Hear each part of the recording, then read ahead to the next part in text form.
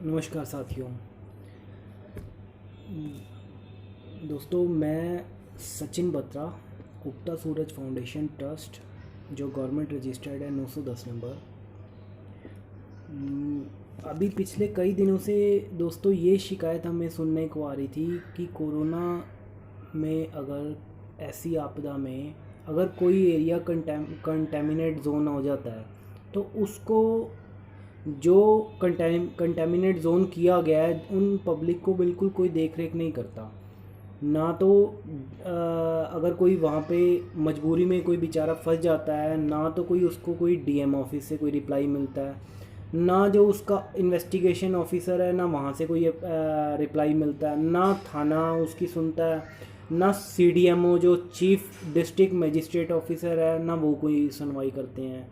तो दोस्तों, इसी सिलसिले में मैं आपसे एक बात ये शेयर करना चाहता हूँ। आज हमारे पास एक केस आया मोती नगर से, जहाँ पर प्रॉब्लम ये है कि हस्बैंड के ऑलमोस्ट 2 साल या 3 साल से पहले उनकी किडनी दोनों फेल हो चुकी थी।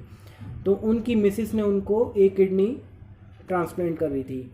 तो अब वो मिसिस को अपने मदर के घर आना जाना पड़ता है। कभी मिसिस को किसी मेडिकेशन के लिए अपने मायके जाना पड़ता है या कोई भी समस्या आती है तो वो जाना पड़ता है, क्योंकि हस्बैंड की इतनी ना पॉकेट अलाउ करती है और ना उनकी हेल्थ अलाउ करती है कि वो कहीं आ जाके रनिंग कर सकें, अपने रोज़मर्रा के काम कर सकें। तो मिसिस उनका पूरा साथ सपोर्ट करती है। तो मिसिस गई यहाँ पर हरिनगर में कंटेमिनेट जोन, वहीं जैसे गए और तुरंत ही वहाँ पे थोड़ी देर में ही कोरोना का जो एक कंटेमिनेट जोन हो गया। अब वो वहाँ फंस गए हैं, लेकिन जो ऑफिसर है जिनके हाथ में ये सारी इन्वेस्टिगेशन ऑफिसर है जिनके हाथ में सारी बातचीत है, अब वो कहते हैं जी आप dcwest.in को आप मेल करो। अब वो बेचारे मेल कर रहे हैं, ना वहाँ से कोई रिप्लाई आ रहा है। हमने भी फ़ोन पे बात की डीएम ऑफिस में। डीएम ऑफिस वाले कहते हैं जी आप पहले तो कहते हैं जी आप district chief district medical officer से बात करो, वो हमें परमिट करेंगे तो हम ऑर्डर बना के आगे उनको दे देंगे। तो हमने ऑफिसर से बात की, वो कहते हैं जी जब तक मेरे पास ऑर्डर नहीं आएंगे तो हम इनको रिलीज़ नहीं कर सकते। आप ऑर्डर ले आओ, आप हमारे को मेल का रिप्लाई दे दो, हम आगे कर देंगे। तो यही चक्रव्यूह में सारा पब्लिक फंस गई है।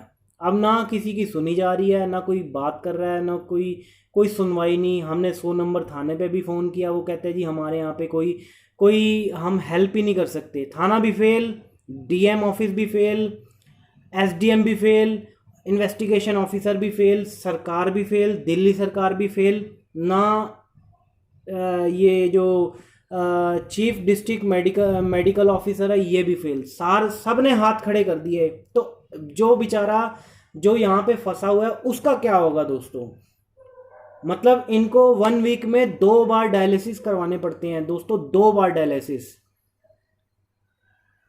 जिस काम में इनकी मिसिस की पूरी हेल्प चाहिए होती है, पूरी गाइडलाइन चाहिए होती है। अब मिसिस वहाँ 2 बच्चों के साथ फंसी है, यहाँ पे हस्बैंड फंसे हैं मोती नगर में, मिसिस हरिनगर में। अब वो भी किडनी पेशेंट है और ये भी किडनी पेशेंट हैं। तो दोस्तों कैसे होगा, मेरे को ये जवाब नहीं समझ आ रहा। यहाँ पे इनका फ़ोन आता है कि मेरे को प्रॉब्लम है, उनका वो बेचारे वहाँ पे फंसे हुए हैं, ना कोई सुनवाई है ना कुछ है। तो मैं पूरे भारत देश से अपनी केंद्र सरकार से ये अपील करना चाहता हूँ, हाथ जोड़ के अपील करना चाहता हूँ। सब ने आत्मनिर्भर के लिए तो कह दिया, लेकिन आत्मनिर्भरता तो हमें करने दो, हमें अपने आप जीने तो दो। हम जी ही नहीं पाएंगे तो हम आगे कैसे कर पाएंगे? सरकारों ने जो काम करना है वो सरकारें करती रहें, लेकिन हमें अपने हाल पे तो छोड़ दो।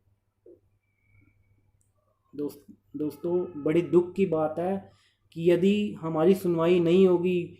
अभी हमने लास्ट देखा मोती नगर में एक बेचारी नर्स को, आचार्य भिक्षु हॉस्पिटल में नर्स को कोरोना हो गया। वो बेचारी सबको देखते देखते उसको कोरोना हो गया, वो वायरस उसको कैच कर गया, लेकिन ना उसकी सुनी गई ना किसी की सुनी गई।